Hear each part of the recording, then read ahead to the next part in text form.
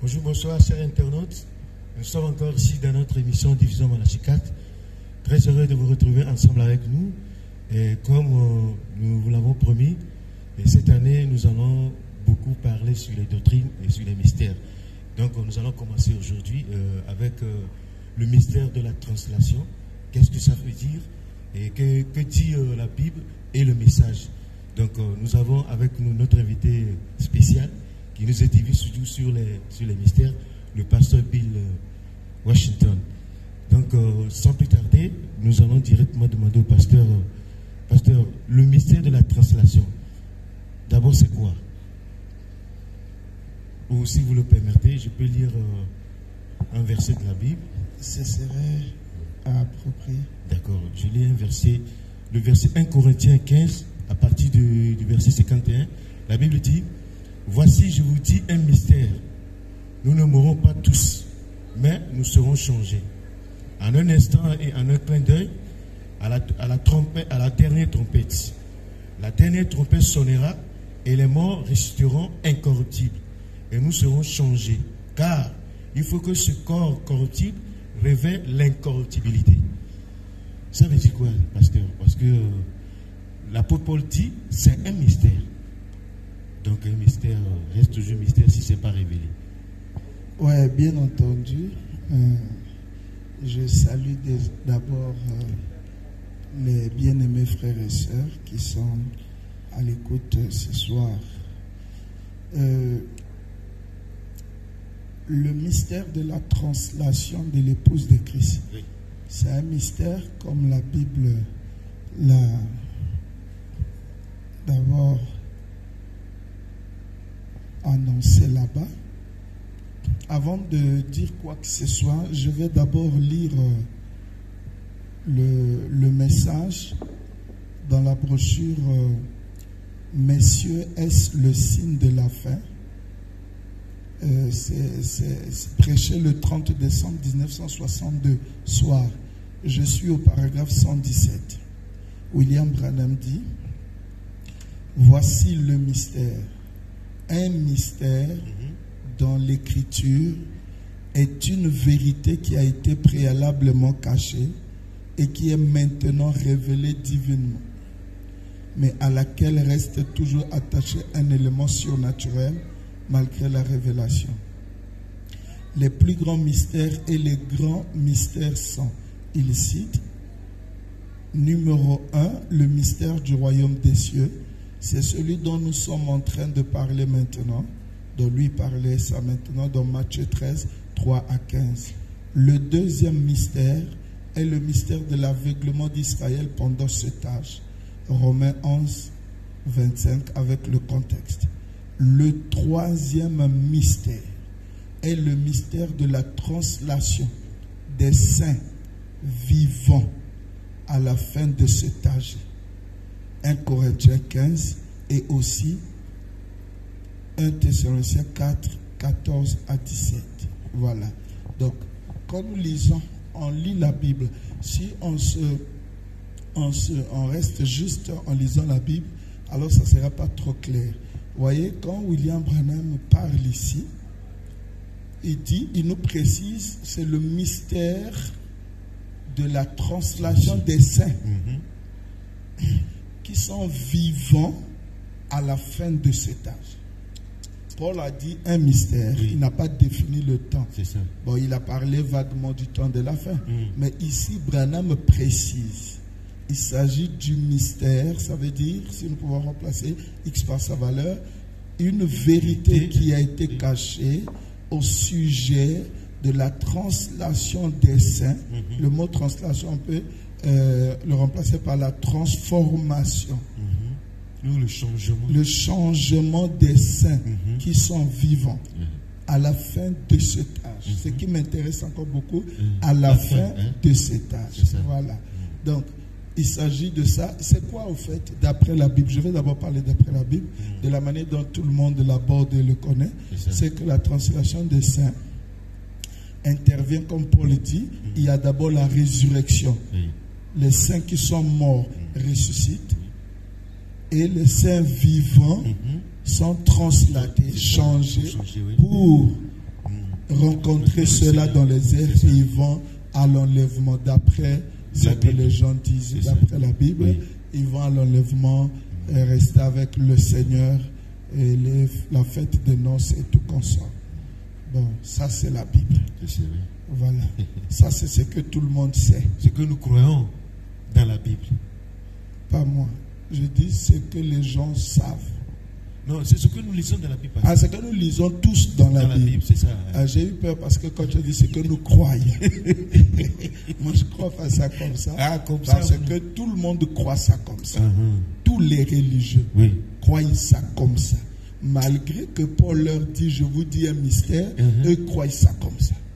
Ils prêchent ça comme ça et ils disent aux gens que on va changer. Mais on leur a jamais dit comment on va changer. C'est ça le problème. C'est ce qui fait que les gens ont peur et chacun imagine son changement, ce changement à sa manière. Et il y a eu même Mais il y aura quand même un pasteur qui l'a expliqué, selon un film qu'il avait vu, que il y a un film dans le temps quand nous on était des petits ici à Brazzaville, je ne sais pas si dans d'autres pays on voyait ça. Et c'était un film intitulé XOR. Donc l'acteur on l'appelait XOR. Donc son miracle, c'était pas comme Superman qui vole, mais lui quand il est devant l'ennemi, il écrit translation. Directement il change, il devient autre chose. Parfois il disparaît. Et le pasteur l'avait dit, ne vous en faites pas, c'est comme ça. C'est comme ça que lui a compris ça.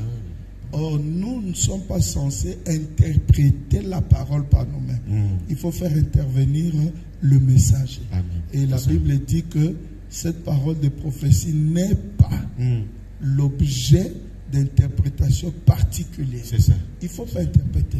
Et William Branham a dit il y a 3 règles indispensables qu'il faut toujours observer lorsque vous vous approchez d'une écriture qui est surtout une prophétie.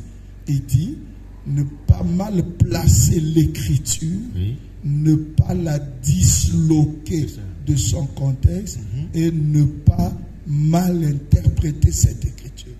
Surtout du moment où nous avons eu le privilège d'avoir l'interprète divin de la parole. Et à ce que je crois que William Branham a le monopole au sujet de l'interprétation de la parole. Si Branham n'interprète pas, toute autre interprétation est fausse.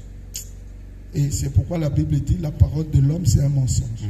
Et quand Jésus est venu même, il a dit aux pharisiens, vous vous appuyez sur l'interprétation des hommes au lieu de prendre l'interprétation du messager actuel qu'il était. Donc si nous sommes d'accord, on peut démarrer, mais toutefois nous allons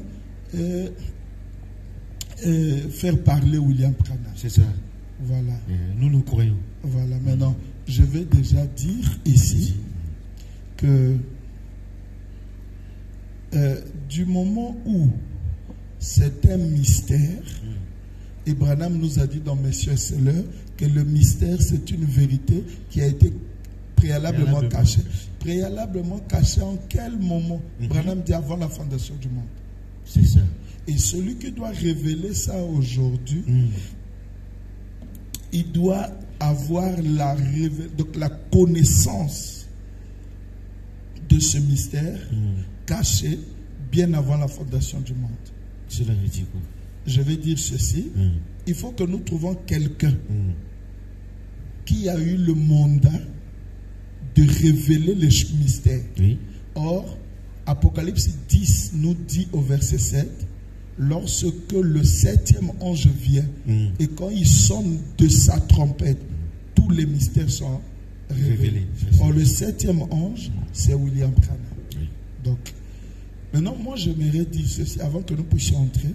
Tout d'abord, ce que nous devons savoir, comme étant donné que c'est un mystère, vous voyez, et nous devons savoir que ce mystère ne peut être révélé qu'au temps de la fin par William Branham.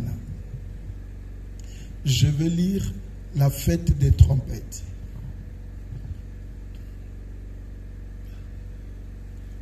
Au paragraphe 270, il dit, et au même moment, 3 points, maintenant, dès que cette église, entre parenthèses, l'épouse est rassemblée, elle est enlevée. Parce que là-bas il dit, les morts ressuscitent, premièrement. Nous les vivants, nous sommes translatés. Ensemble, on est parti. Il dit, dès que cette épouse est rassemblée, elle est enlevée. Point virgule. Ce mystère du 7e sceau, il appelle ça le mystère du 7e sceau. Ce mystère du 7e sceau, virgule, ou le 7e sceau, virgule, le mystère du départ. Parce qu'il est question de la translation fait partie de l'enlèvement. Effectivement, parce qu'il faut que les gens changent et puis les morts. En fait, la translation, c'est une partie du mystère de l'enlèvement, qu'il appelle ici le mystère du départ. Voilà. Donc c'est comme quelqu'un qui ce qu'on appelle le checking, c'est-à-dire les formalités du voyage. Parce que si tu n'es pas changé, tu participes à l'enlèvement. Tu ne peux pas. Voilà. L'enlèvement n'est pas dans la translation. C'est la translation qui est dans l'enlèvement. Qui fait partie de l'enlèvement. Voilà, mais l'enlèvement, pour être enlevé, c'est conditionné, il faut être translaté. C'est ça. Il faut être changé. Et ceux qui sont dans les tombes doivent ressusciter. Oui. Si tu ne ressuscites pas, c'est que tu ne vas pas à l'enlèvement. Toi qui es vivant, si tu n'es pas changé, tu ne pars pas. Non, parce que si je comprends bien, il faut d'abord la résurrection des morts qui sortent incorruptibles. Voilà. Puis nous, qui sommes vivants, seront changés. Après vient l'enlèvement. Voilà, incorruptible, ce qui m'intéresse. Un mot encore vient d'attirer mon attention. Incorruptible. Ça veut dire qu'il n'y a pas la corruption. C'est ça. Qui dit corruption dit péché. Oui. Ça veut dire que eux dans la tombe là-bas, ils ont perdu quelque chose qui a lien avec le péché. Or, si nous voyons, ce qui les a menés dans la tombe, c'est ce corps. Oui. Ça commence déjà, un point commence à s'ouvrir. C'est pourquoi ils doivent sortir incorruptibles. S'ils sont corruptibles, ils ne partent pas. Ils ne peuvent pas partir. Non, non. Parce qu'ils portent encore ce qu'il a vu. La mort. Ce qu'il a mené dans la tombe. Et il doit sortir incorruptible. Voilà. C'est intéressant. Et lorsqu'on parle du changement de ceux qui sont vivants là, c'est ça aussi l'incorruptibilité. Parce que je vais lire, je vais lire quelque chose qui va encore nous aider dans ce sens-là.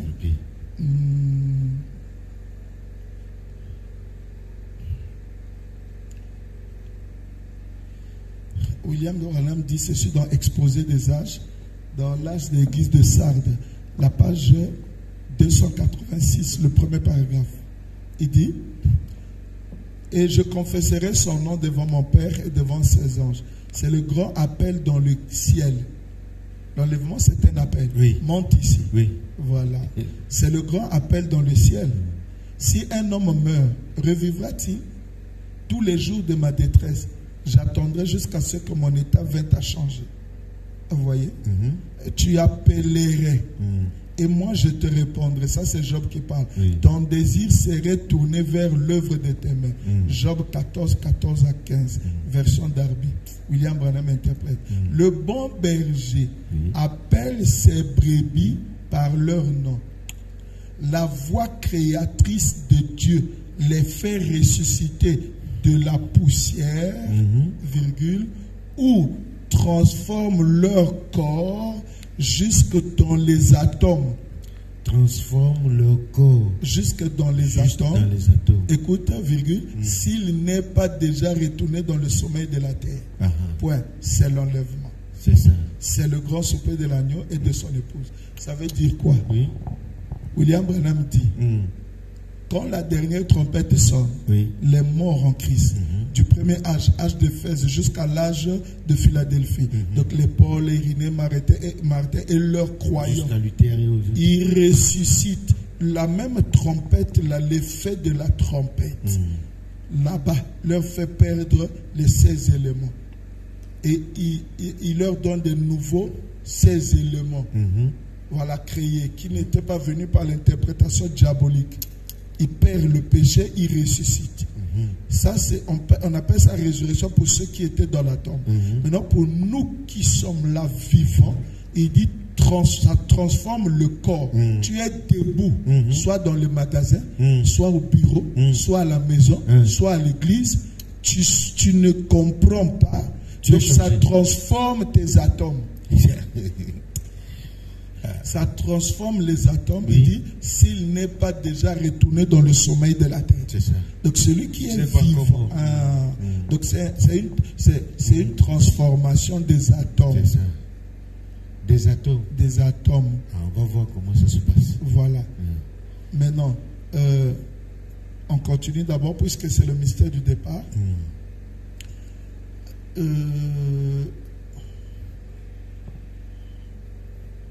Je vais attirer ici encore l'attention.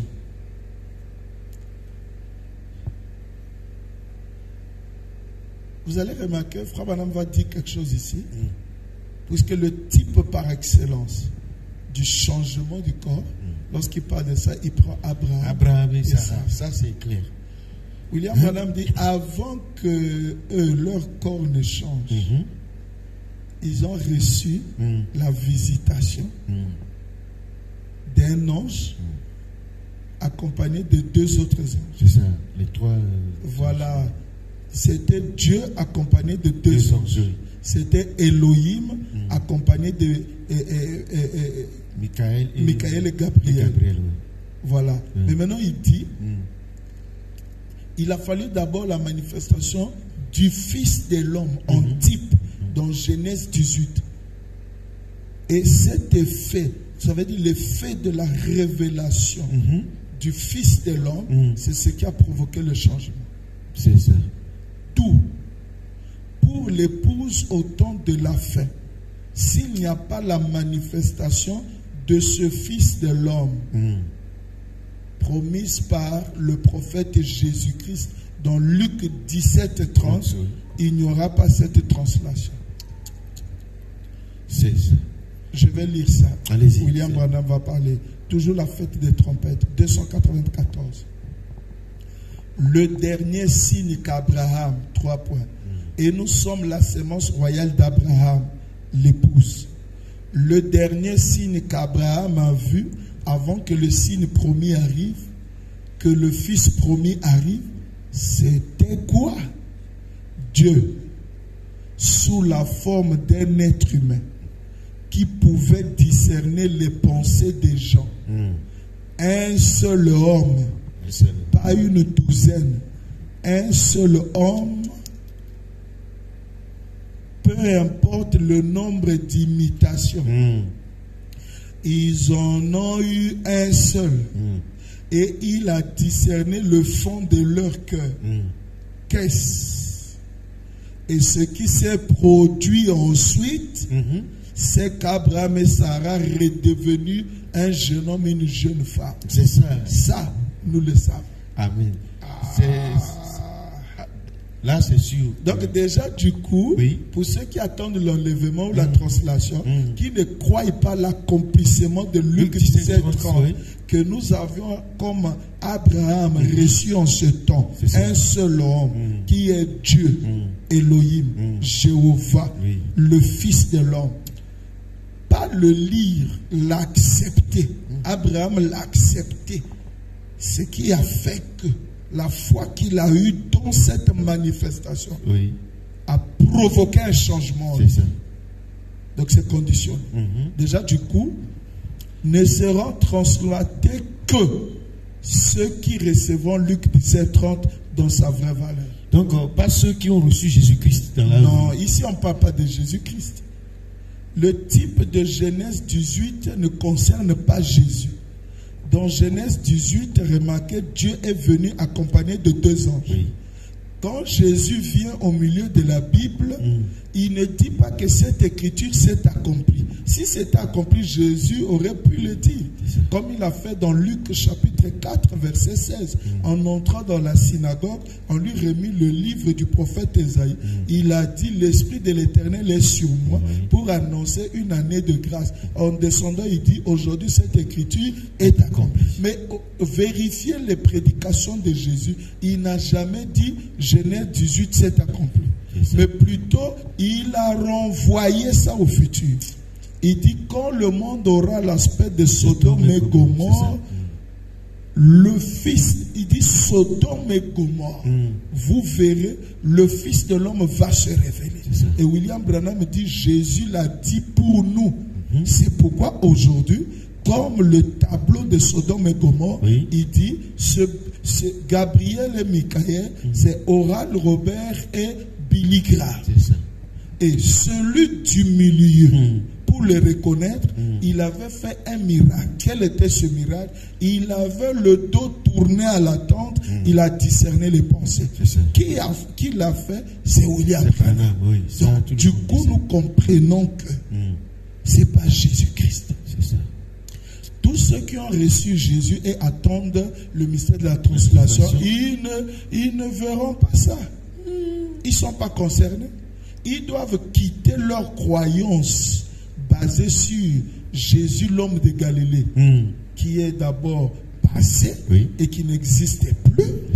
Ils doivent croire le tableau d'aujourd'hui.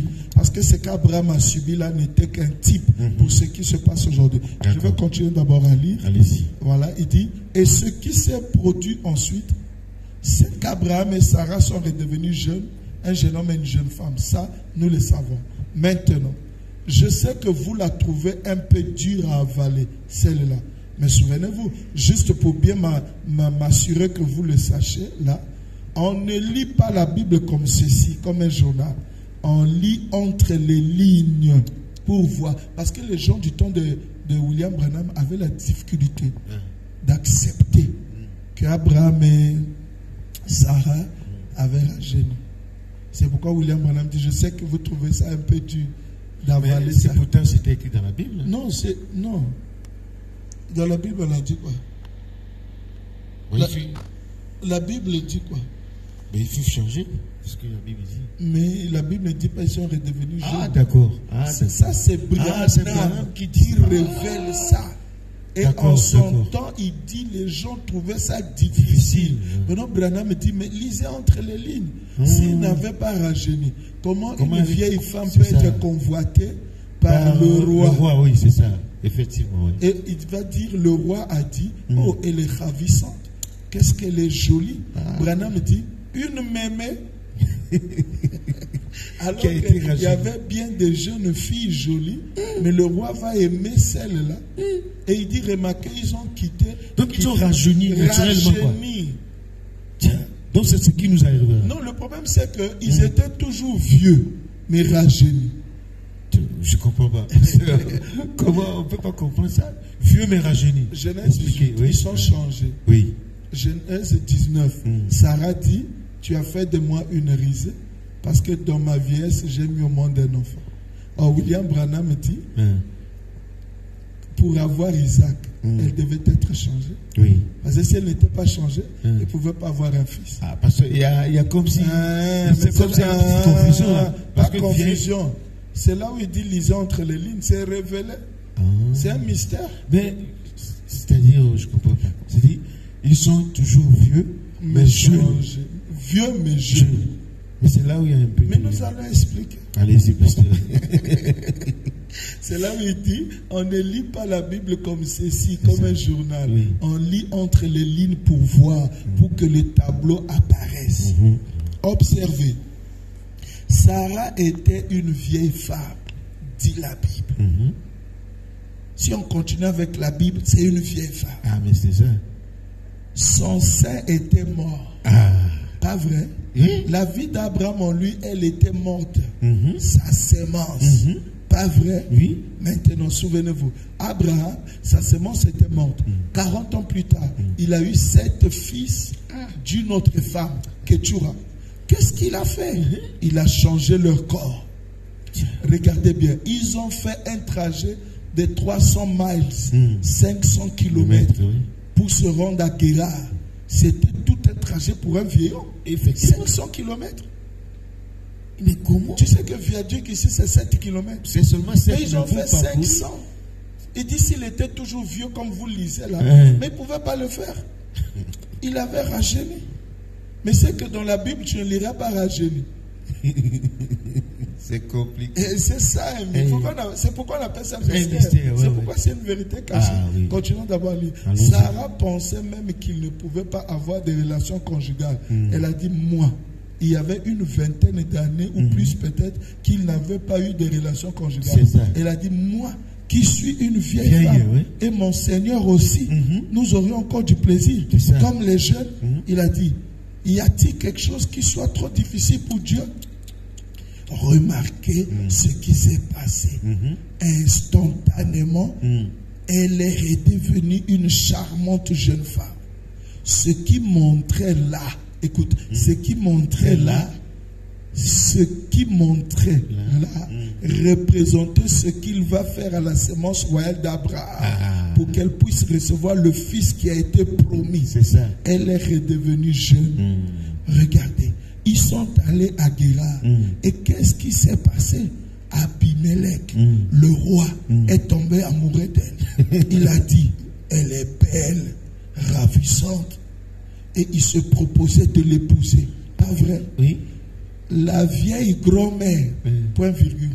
Et il y avait toutes les autres, les jolies jeunes filles là-bas. Mais pasteur, moi je ne comprends pas. Il y a une chose, mais si Abimelech l'avait trouvé vraiment mémé, il n'allait pas la convoiter. On peut convoiter une mémé. Donc parce qu'elle est devenue... Bon, je parle de physique. Ah, physique. Oui, c'est-à-dire qu'elle est devenue une jeune fille réellement. C'est là le problème aujourd'hui. Oui. Beaucoup de prédicateurs dans notre message du temps du soir, le message de William Branham, prêchent ceci, qu'ils étaient changés physiquement. Mais c'est ce qui est faux. Non. Dans le type, pasteur, c'est ce qui s'est passé parce qu'Abimelech, c'est pas ça. Abimelech a convoité ou bien elle est restée vieille mais jeune. Ça veut dire elle est restée vieille, mais Dieu a ramené sa beauté de jeune fille dans sa vieillesse. C'est compliqué. Moi, là où je trouve que c'est un peu compliqué, Abimelech ne pouvait pas aimer une vieille femme. C'est là où Branham veut démontrer aux prédicateurs si elle n'avait pas rajeuni. Les prédicateurs d'alors, ils pensaient que ah non, on n'a pas rajeuni. Il dit mais on l'a convoité. Abimelech l'a convoité. Ah oui, de quitter est devenu jeune. Mais les prédicateurs d'aujourd'hui disent c'est que le physique avait changé. Branham dit non, elle est restée vieille. Elle est restée vieille, mais ravissante et jolie. C'est un mystère. C'est un mystère. Branham va expliquer. Branham va expliquer. Si elle était redevenue jeune comme nous pensons, redevenir physiquement, l'âge allait revenir. Oui. Mais elle est restée, la Bible dit, elle est restée une vieille femme de 75 ans qui a mis au monde un bébé. C'est difficile. Mais jeune. Dieu a changé son corps et ils sont redevenus jeunes. Écoute, c'est un mystère qui doit être révélé maintenant, en ce jour-ci, par le Fils de l'homme. Voyez-vous le message du soir? Voyez, redevenu jeune. Et le dernier signe qu'ils ont vu là, c'était quoi? Ce discernement. Avant que le changement de leur corps se produise. Voilà. Là, nous arrivons. Et avant que nous puissions recevoir le Fils, nous, qu'est-ce qui arrive? La trompette de Dieu sonnera. Les morts en Christ ressusciteront premièrement. Un nouveau corps. Et nous, les vivants qui serons restés, nous serons changés en un instant. Et en un clin d'œil. Alléluia. Et nous serons tous ensemble enlevés à la rencontre du Seigneur dans les airs. Point. Le secret a été divulgué. Point virgule. Les sceaux sont ouverts. Donc c'est dans les sceaux. C'est le départ du 7e sceau. Tout ça j'étais dans l'affaire des trompettes. Jusqu'au paragraphe jusqu'au paragraphe 303. Il dit que remarquez, les sceaux sont ouverts. C'est que le 7e sceau est ouvert. C'est le mystère du départ. Voilà. C'est aussi le mystère de la divinité. Tout est contenu dans le 7e sceau. Maintenant, le problème se pose. Ce secret est divulgué à qui? Au Fils de l'homme. C'est lui qui doit révéler ça en ce temps de la fin. Et le changement là est conditionné par la manifestation du dernier signe. Voilà. Maintenant, le problème, c'était savoir le dernier signe. Nous l'avons déjà vu. Le Fils de l'homme. Il s'agit de qui? Et ce changement. Puisque avant, pour que ce changement s'opère, il faut que la dernière trompette sonne. Et si la dernière trompette a déjà sonné ou pas. Parce que si la dernière trompette a déjà sonné, c'est que les morts sont déjà ressuscités et les saints vivants sont déjà changés. Ah, on va voir si c'est vrai. Je vais lire, Frère Bana. Allez-y. Bien.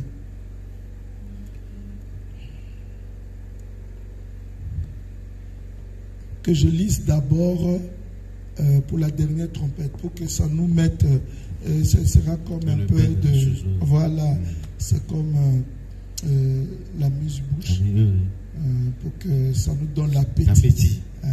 Voilà, je lis dans la brèche entre les 7 âges de l'Église et les 7 sceaux, le paragraphe 248. Peu importe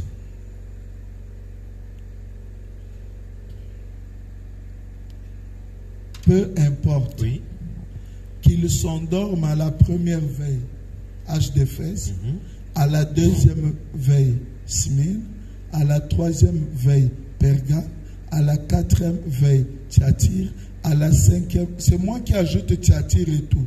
Branham dit c'est moi qui s'endorment à la première veille, à la deuxième, à la troisième, à la quatrième, à la cinquième, à la sixième ou à la septième de les 7 âges d'église, quel que soit l'endroit où ils s'endorment.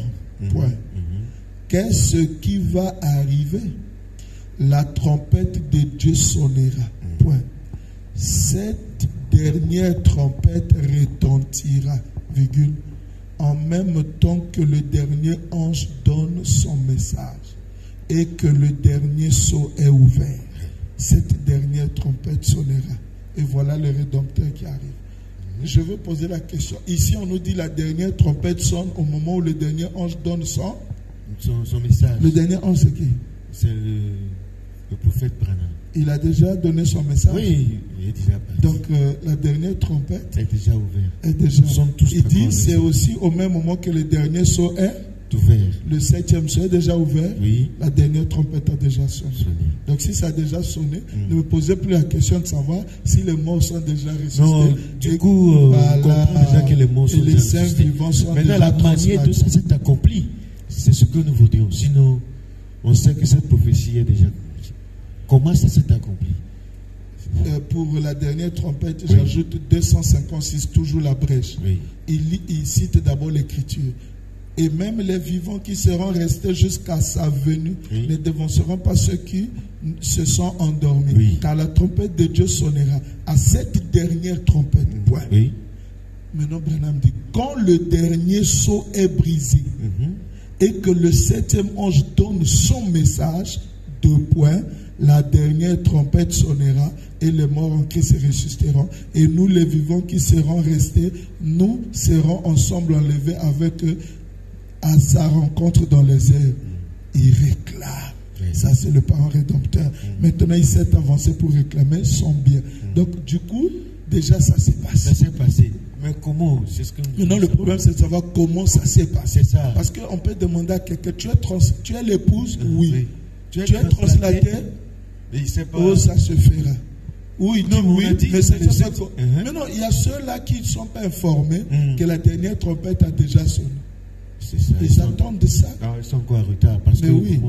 Mais qui leur rend en retard? C'est le prédicateur. C'est pourquoi on a dit faites le choix du pasteur. Ça, c'est vrai. Priez. C'est pourquoi le pasteur, comme il a dit dans Christ est révélé dans sa propre parole, le paragraphe 94 et 95, votre pasteur, Dieu peut se cacher à lui toute sa vie. Maintenant, si tu as choisi un pasteur à qui Dieu s'est caché, tu comprendras ça. Ça, c'est difficile. Voilà. Maintenant, on a déjà résolu que le problème de la dernière trompette, c'est déjà résolu. C'est déjà sonné. Maintenant, qui est le Fils de l'homme qui doit révéler? C'est ça aussi la question qui se pose. Voilà. Je prends Dieu dévoilé. Paragraphe 73. Pour ces actes, il change de forme. Ensuite, il est venu sous la forme du Fils de l'homme. Pour l'âge des réformateurs, Wesley, Luther et tout au long, ensuite nous voyons qu'ils ont tout confondu, exactement comme les Israélites l'avaient fait. Si bien que quand il s'est présenté dans les derniers jours, dans l'âge pentecôtiste, comme le Saint-Esprit, ils l'ont rejeté. Ils ont fait la même chose qu'Israël. Et maintenant, qu'est-ce qu'il fait? Il revient comme Fils de l'homme. Et puis de là à Fils de David. Vous voyez comment nous en sommes proches? Fils de l'homme, Fils de David, Fils de Dieu. Point. Il est révélé, virgule, dans les derniers jours, virgule, comme Fils de l'homme, virgule, selon Malachie 4. Et toutes les autres prophéties qui se rapportent à cette heure. Selon Malachie 4, c'est qui? C'est William Branham. Donc il est Fils de l'homme. C'est lui. Ah, le Fils de l'homme, c'est mal. Je peux encore ajouter. Allez-y, c'est très bon. Quelle est cette attraction sur la montagne? Le paragraphe 148. Qu'est-il arrivé sur le mont Sainte-Sept? Dieu qui confirme sa parole. C'est la raison de tout ce bruit. Remarquez, c'est Dieu qui accomplit de nouveau sa parole promise. D'Apocalypse 10, 1 à 7. Et qu'au jour de la proclamation du message du 7e ange, le mystère de Dieu serait mené à terme. Le mystère caché d'Apocalypse 10, 1 à 7. Le dernier message au dernier âge de l'Église. Ce qui accomplit exactement en cet âge. Luc 17, 30. Le jour où le Fils de l'homme se révélera. Au paragraphe 160, il démontre là maintenant comment Luc 17, 30 est accompli. Il accomplit aussi le dernier signe. Celui qui tournait les dos. Voilà. Abraham avait vu beaucoup de signes. Mais le moment est venu où Abraham a vu son dernier signe. Juste avant que Sodome soit brûlée. Et c'est que Dieu s'est manifesté dans la forme d'un homme. Croyez-vous ça? Jésus a-t-il dit que ça se reproduirait? 167. Maintenant, Dieu bien-aimé, nous ne sommes certainement pas une bande de chrétiens hybrides. Nous ne devrions pas l'être. Quelqu'un qu'il faut choyer et dorloter. Tu n'as pas ce genre-là, Seigneur. Tu as des croyants rudes. La présence même de Dieu embrase le cœur de l'homme. C'est comme Abraham. Il a cru Dieu. Tu t'es fait connaître à lui. Ensuite, tu lui as apparu. Tu as accompli un signe et il t'a cru. Tu as transformé son corps en celui d'un jeune homme et tu as fait de même pour sa femme. Sa femme était une partie de son propre corps. C'est alors qu'est venu le nouvel enfant, le Fils promis. 168. Oh Dieu, tu as promis qu'il arriverait la même chose aujourd'hui. Je te prie de confirmer cette parole et nous nous en tiendrons uniquement à cette promesse-là, selon laquelle il arriverait ce qui est arrivé à Sodome juste avant que Sodome soit brûlée et que le jugement frappe Sodome, le monde des nations. De même aussi, le jugement est sur le point de frapper le monde des nations. Et les Juifs en 3 ans et demi de plus, pendant la période de la tribulation, la détresse de Jacob, la suite des 70 semaines Daniel. Mais les jours des nations sont comptés. Il est temps de partir. Et tu as donné ce signe et tu as dit qu'il se répéterait. Accorde-le au Dieu. Nous sommes dans tes mains. Agis avec nous comme te semblera. Au nom de Jésus-Christ. Amen. Le paragraphe 171. Vous, madame, qui êtes en train de prier, je ne vous connais pas. Restez là où vous êtes. Vous n'êtes pas obligé de venir. Je ne vous connais pas. Mais vous tenez une petite fille dans vos bras ou sur vos genoux. Je vous suis totalement inconnu. Et la petite fille a l'air normale. Elle a l'air en bonne santé. C'est une jolie petite fille. Une petite fille aux cheveux roux. Je la regarde ici. Elle n'a pas l'air d'être estropiée ni quoi que ce soit. J'ignore ce qui ne va pas chez elle. Il se pourrait que ce ne soit pas pour l'enfant. Il se pourrait que ce soit pour vous. Mais tout simplement, je vous ai vu assise là avec cet enfant en train de prier. Je dois vous parler un instant pour capter votre esprit. Comme Jésus avait dit à la femme, donne-moi à boire. Voyez-vous, rien que pour se rendre compte de ce qu'est la personne. Frère Briand et les autres assis ici, je connais ces gens qui sont assis ici. Il se pourrait qu'ils aient un besoin eux aussi. Mais vous m'étiez inconnu. 172. Croyez-vous que je suis le prophète de Dieu? Croyez-vous que ces choses que vous avez entendues ce soir sont la vérité? Maintenant, si Dieu me révèle quelque chose que vous avez fait, ou quelque chose que vous n'auriez pas dû faire, ou quelque chose qui ne va pas chez vous, ou c'est que votre désir, vous saurez si c'est vrai ou pas. N'est-ce pas? Et s'il le fait, est-ce que cela confirmera sa parole? Comme quoi il est le même hier, aujourd'hui, éternellement, et que Luc 17:30 se manifeste en ce moment. Vous y croyez? Amen. Cette écriture, nous avions démontré que c'est le dernier signe. Luc 17:30, le Fils de l'homme, c'est William Branham. Donc nous répondons ici aux conditions posées là-bas. C'est le Fils de l'homme qui doit révéler ce secret de la translation. C'est William Branham. C'est le Fils de l'homme qui doit manifester, se manifester, parler à Abraham pour qu'Abraham croie qu'il est Dieu. En ce moment-là, il y a l'impact. Et l'impact là, c'est le changement. Donc cela est déjà réglé. Maintenant, qu'est-ce qui se pose ici comme question? Alors, le problème qu'il y a là maintenant, s'il a tourné le dos, maintenant, quel est l'impact que cela peut avoir sur nous et comment cela ça s'est passé? Surtout voilà, le problème c'est comment. La translation là, c'est comment. Le problème, tout ce que vous dites c'est bon. Voilà. Mais comment? Ça va, merci. Oui. Je vais atterrir sur comment. Atterrisser. Mais entre-temps, je lis une citation pour vous mettre en garde. Oui. Voilà. Parce que les gens ont tendance à dire, ah, je crois pas, non, c'est le messager. Je lis dans Reconnaître votre jour et son message, le paragraphe 30 et 31. Vous voyez, la Bible, Dieu n'est pas seulement, 3 points, ceci, ce n'est pas du tout quelqu'un qui cherche à vous imposer quelque chose, mais plutôt à vous révéler l'application spirituelle précise de cette heure. Ensuite, le message qui a suivi, c'est là que les 7 sceaux ont été ouverts. Parce que le mystère de la translation est dans les 7 sceaux. Et Branham nous a dit, c'est le 7e sceau, le mystère du départ. Et il nous a dit là-bas, en amont, que les 7 sceaux sont ouverts. Il dit, le message qui a suivi après l'ouverture du 7e sceau, c'est là que les 7 sceaux ont été ouverts, par lesquels ont été dévoilés tous les mystères cachés de la Bible, les doctrines et tout. Et c'est ce que le monde attaque avec tant de violence actuellement. On attaque cela et on dit que c'est faux, ceci et cela. Ah, c'est déjà attaqué. Voilà, les gens attaquent ça. Bon, maintenant, je vais dire qu'ils attaquent ou pas. Branham les a mis déjà en garde. En garde, oui, c'est ça. La translation, le changement. Écoutez, c'est très bon. Nous allons, comme on dit à Tine, nous chutons.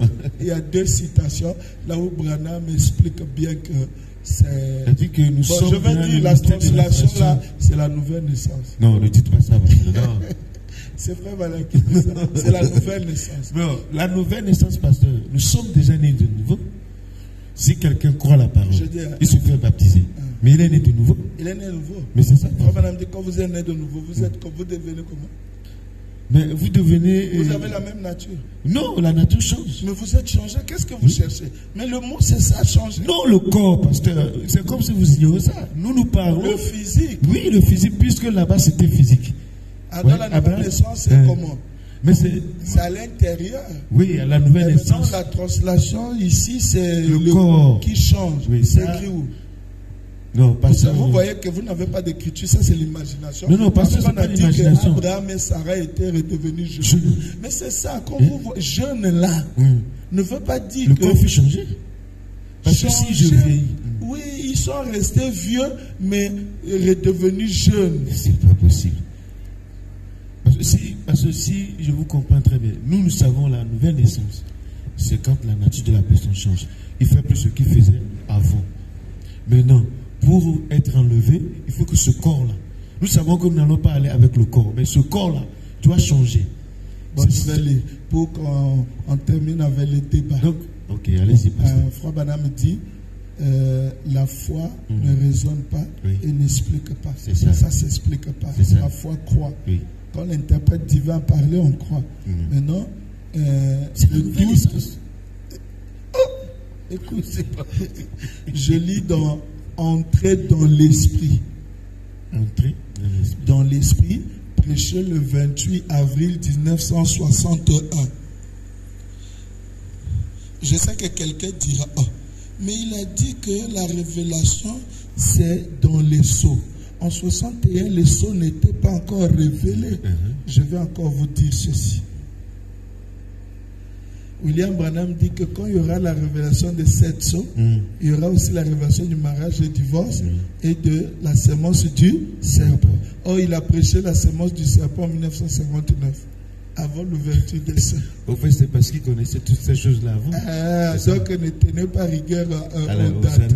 Maintenant, regarde, il y a encore une autre chose. Il dit, je suis en train de dire aux administrateurs de trouver la salle et de préparer parce que quand je reviendrai après les vacances, je vais prêcher sur les 7 trompettes. Savez-vous ce qui est arrivé? Alors que j'étais en train de me préparer pour trouver une salle, la voix m'a dit, tu les as déjà prêchés d'une manière surnaturelle dans d'autres messages. Donc, les choses spirituelles sont additionnées spirituelles. Donc ici, on n'est pas question des années. Parce que même quand Branham naît, le 6 avril, il vient au monde sous le 7e sceau. Donc déjà, les sceaux sont ouverts. Donc ici, écoutez ce qu'il va dire. Entrez dans l'esprit. Prêché le 28 avril 1961, le paragraphe 36. Nous devrons avoir un corps changé. Point. Maintenant, Sarah et Abraham, c'est comme si ça vous donne raison. Il a bien lié ça. C'est comme si ça vous donne raison. Non, il a bien lié ça. Moi, je suis d'accord. Mais moi, j'ai dit, c'est comme si ça te donne raison. Oui, c'est ça. Toi qui soutiens que c'est le corps physique qui va changer. Je suis d'accord. Mais après, il faut aussi être d'accord avec vous. Allons-y. Nous devrons avoir un corps changé. Point. Maintenant, Sarah et Abraham ne pouvaient pas recevoir le fils promis dans l'état de leur corps. Ils étaient âgés de 100 ans. C'est ça. Il a dû changer leur corps. Amen. Point. Pas tant de les faire redevenir jeunes. Et pourtant, il avait dit qu'ils étaient jeunes. Pas tant de les faire redevenir jeunes. Entre parenthèses, c'est ce qu'il a fait. Virgule, mais il les a aussi changés. Oh, mais pasteur, c'est un peu compliqué, c'est un peu flou. Oui. C'est là le problème. Moi, je t'ai dit que... mais c'est compliqué. Je ne sais pas si mes frères internautes vraiment, bon, je ne sais pas si c'est moi, mais si vous suivez bien, c'est comme si... Bon, allons-y, pasteur. Vous allez discuter avec William. Allez en débat avec lui. C'est compliqué. Voilà. Pierre ne comprenait pas. Oui. Il a dit, mais je crois. Et quand il a dit, si vous ne mangez ma chair, il dit, moi je crois. Moi je ne comprends pas, mais je crois. Un croyant, il croit. Un incrédule, il parle. Le soi-disant fait semblant. Il a dû changer leur corps. Oui. Point. Oui. Pas tant de les faire redevenir jeunes. Entre parenthèses, ce qu'il a fait. Virgule. Mais il les a aussi changés. Point. Sinon, ils auraient été comme ils étaient au départ. Ça veut dire au départ comment? Ils ne pouvaient pas mettre au monde, ils ne pouvaient pas concevoir. Ce que Dieu a changé, c'était les veines qui conduisaient les mamelles vers les seins. Abraham était vieux, l'intérieur, il a tout changé. Il a ramené ça à l'âge de 17 ans. L'extérieur est resté 100 ans, mais l'intérieur est changé. Et l'impact de l'intérieur, ça se faisait voir à l'extérieur. C'est pourquoi Abimelech pouvait convoiter la mémé. C'est comme ça. Voilà. Sinon, ils auraient été comme ils étaient au départ. Mais il a changé leur corps de manière à ce qu'ils puissent recevoir le Fils. Il a changé leur corps de manière à recevoir le Fils. nous voyons maintenant que la prochaine chose qui doit venir pour l'Église, c'est un corps changé. Oui. Ce n'est pas tant que nous, les gens âgés, redeviendrons jeunes. Ah!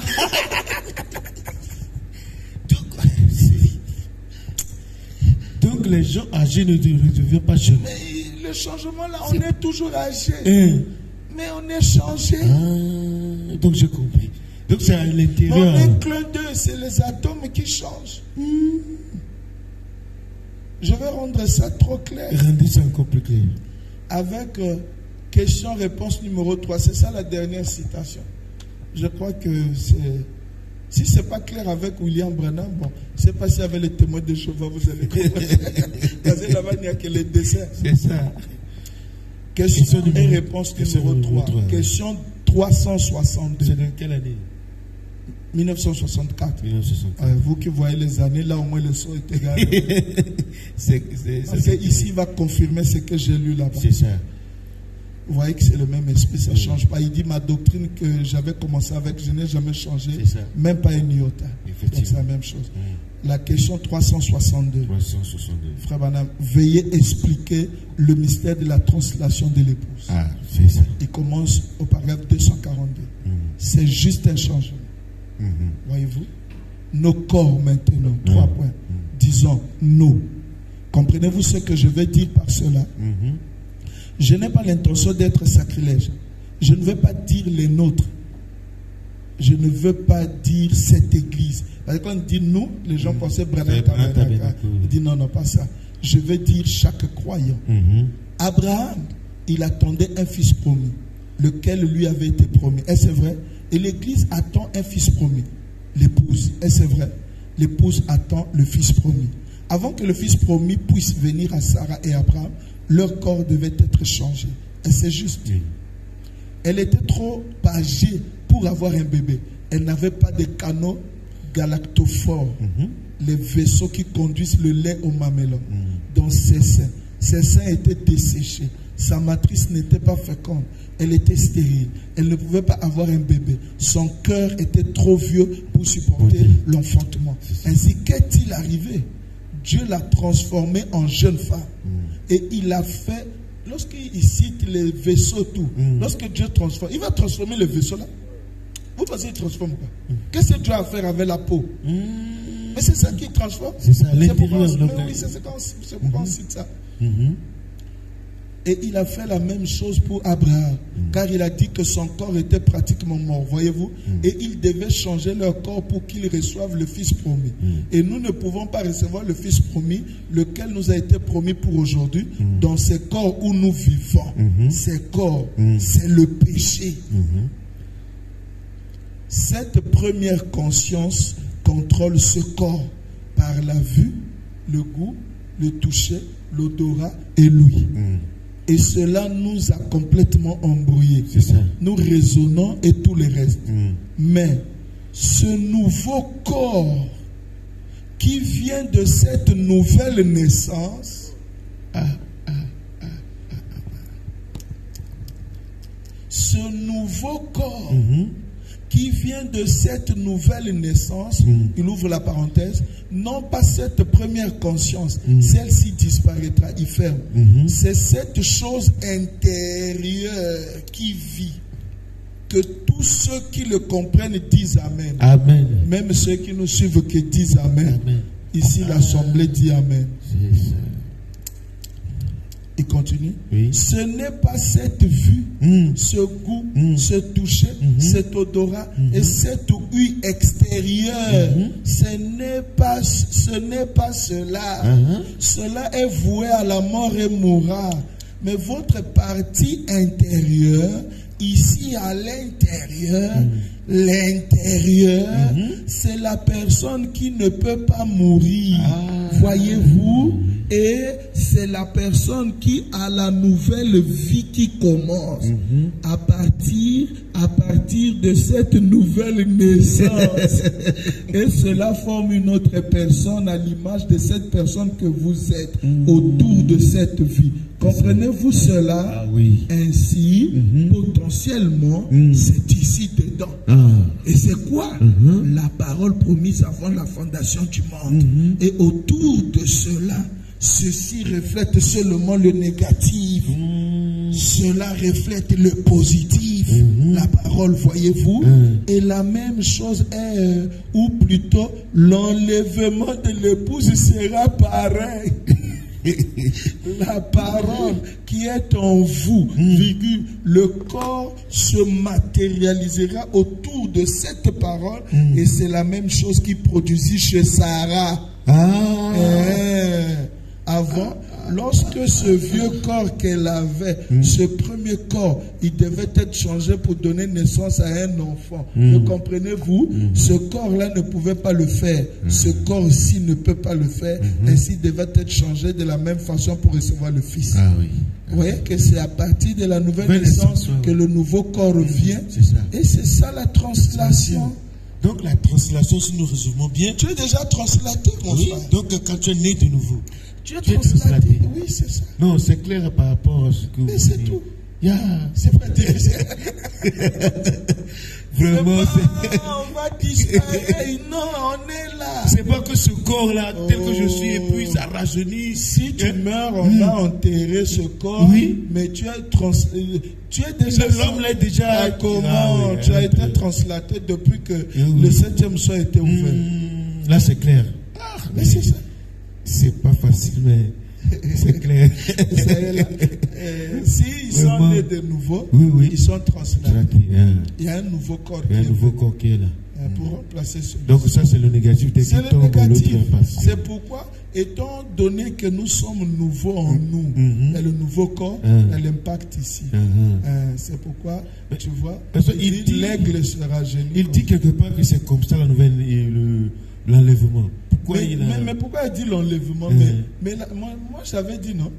Mais quand il parle de l'enlèvement, il veut parler de la translation. Ça veut dire que la translation, c'est qu'il vient de parler sur la nouvelle naissance.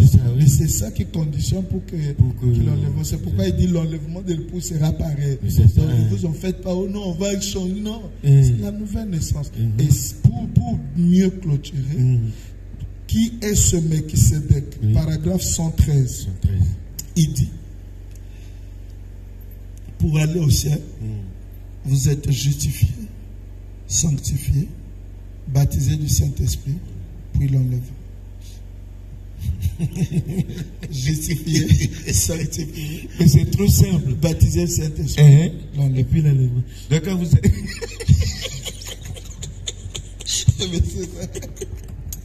c'est pas facile. Non, que les choses sont très simples, mais c'est comme si c'est nous qui les rendons. Dans la brochure, vous devez naître de nouveau.